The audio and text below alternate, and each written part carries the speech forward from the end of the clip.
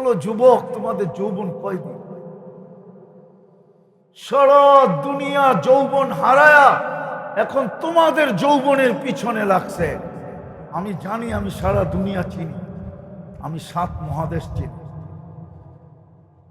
আমি দুনিয়ার সমস্ত উন্নত দেশ চিনি, শুধু একটা ছাড়া, নিউজিল্যান্ড যাই না। দুনিয়ার সব উন্নত দেশ আমি 7 মহাদেশ চৈষা বেড়াইছি। 103টা দেশ তো এমনি হয় নাই, এমনও দেশ আছে আমি 20 বার গেছি, এমনও দেশ আছে।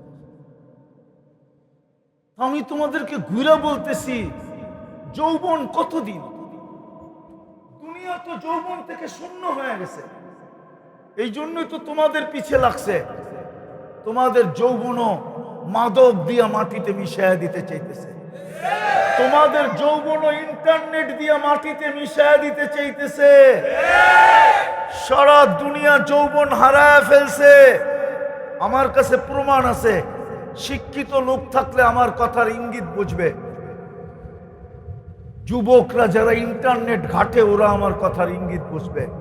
সারা দুনিয়ায় যদি যৌবন থাকতো তাইলে চায়নার সেক্স ডল মুড়ির মতো বিক্রি হতো না।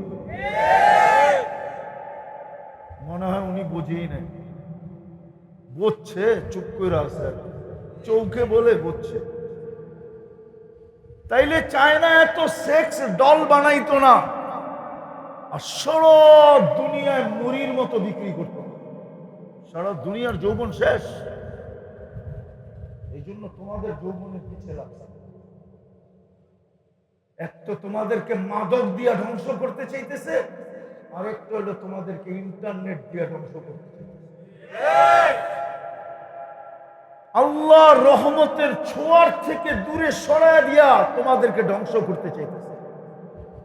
নাইলে তোমরা আমার কথা লেখা রাখো, আমি একদিন থাকবো না হয়তো, কিন্তু যদি মুসলিম যুবক যৌবনকে ধরে রাখে তো রব্বে কাবার কসম একদিন আসবে এই দেশের থেকে যৌবন এক্সপোর্ট হবে। যৌবন আসবে, সাদা চামড়া, বলবে টাকা আমার, বাড়ি আমার, গাড়ি আমার, সবকিছু আমার। আমার দেশে যৌবন নাই, তোর যৌবন আমার দরকার, তুই আমার সাথে চল।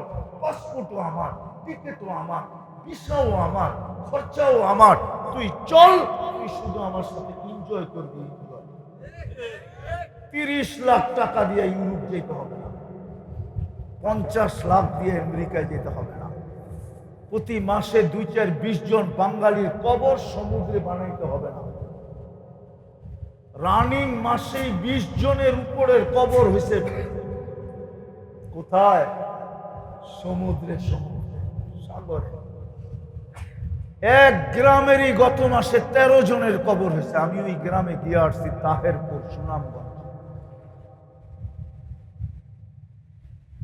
আর মারা যাওয়ার 2 দিন পরে আমি ওই গ্রামে গেছি, আমার প্রোগ্রাম ছিল তাহেরপুরে। তোমাদের পায়ে হাত দিয়ে আসো, তওবা করো, যৌবনকে সুরক্ষা করো, আল্লাহর রহমতের ছোঁয়া লাগাও। ওই যুবক হও যে যুবককে আল্লাহ বলে লাউলা শাবাবা খুশা। তোমাদেরকে তো আমি হাদিসের অর্থ বুঝাইতে পারলাম না, যে যুবককে দেখা আল্লাহ বলে যুবক তুই যদি না হতি সব ধ্বংস করে দিতাম, শুধু তোর চেহারা দেখলে আর পারি না। তুই আমার কাছে প্রিয় পাত্র, আল্লাহর কাছে প্রিয় হ। কয়দিনের যৌবন, কয়দিনের জীবন, ধরে রাখো, কাজে লাগবে।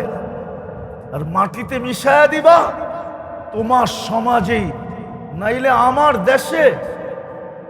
আমাদেরও তো কিছু বয়স হয়েছে, ঠিক না? হ্যাঁ, আমাদের ছোটবেলা তো আমরা এত হারবালের দোকান দেখি না।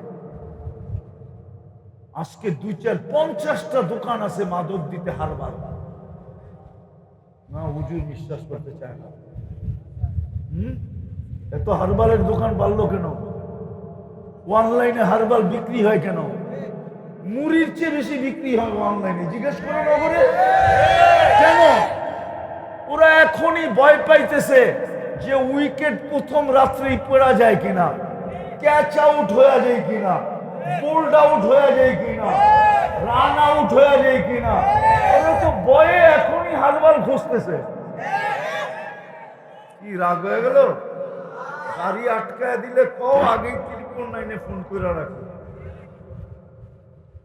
আমি তোমাদের হিতার খানকে পায়ে ধরে বলতেছি, আমি দুনিয়া ঘুরে বলতেছি।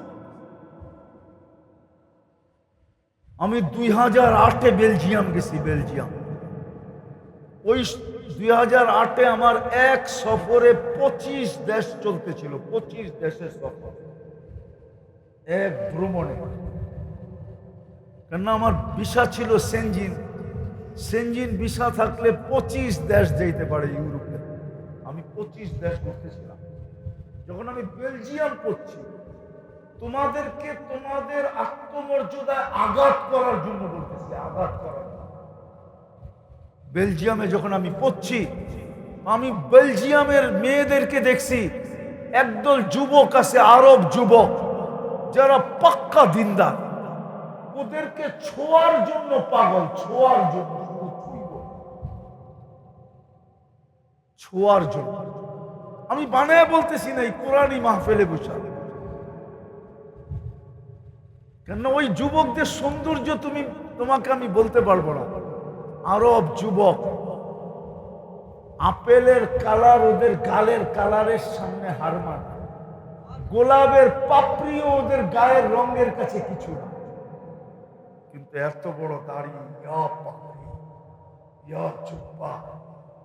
ওদেরকে বেলজিয়ামের খ্রিস্টান মেয়েরা ছোঁয়ার জন্য পাগল। ওরা জানে এটি পারফেক্ট যুবক, পারফেক্ট পারফেক্ট যুবক। বাকি আমার দেশের গুলা সব শূন্য। কি কি কি তোমরা শূন্য নাও, আমি এটাই তোমাদের পায়ে দেব। আসো, চলো আমরা আজকে আল্লাহর কাছে তওবা করি। পারবো? কে কে পারবো দেখি? পাক্কা মনের থেকে নামাও। দুটা কাম করতে পারবেন 24 ঘন্টা? কয়টা? 24 ঘন্টায় কয়টা? কয়টা? আজকের থেকে নামাজ কেউ ছাড়বো না, টান গেলেও নামাজ ছাড়বো না। ওয়াদা বলেন, আমি ওয়াদা করতেছি। বলো যুবক, আমি ওয়াদা করতেছি এই রাত্রে নামাও। আরেকটা হলো, যখনই আমি ঘুমাইতে যাব, 24 ঘন্টার দ্বিতীয়টা, যখনই আমি ঘুমাইতে যাব, আল্লাহর কাছে মনের থেকে মাপ চায়া ঘুমাবো। পারবেন? কঠিন? কি করব? মনের থেকে মাপ চায়া ঘুমাবো। আমি আপনাদেরকে গ্যারান্টি দিতে পারি, 6 মাস করেন কন্টিনিউ, আপনি যা স্বপ্নে দেখবেন ওটা বলার জন্য আমাকে খোঁজ রাখবেন। আলহামদুলিল্লাহ, শুধু আমরা না, আমাদের যুবকরা না, অন্য ধর্মের যুবকরাও পরীক্ষামূলক কইরা এই পর্যন্ত কয়েকজন আলহামদুলিল্লাহ আমাদের ধর্মে ঢুকে গেছে, আর কয়েকজন এখনো পাইপলাইনে আছে ঢুকার জন্য।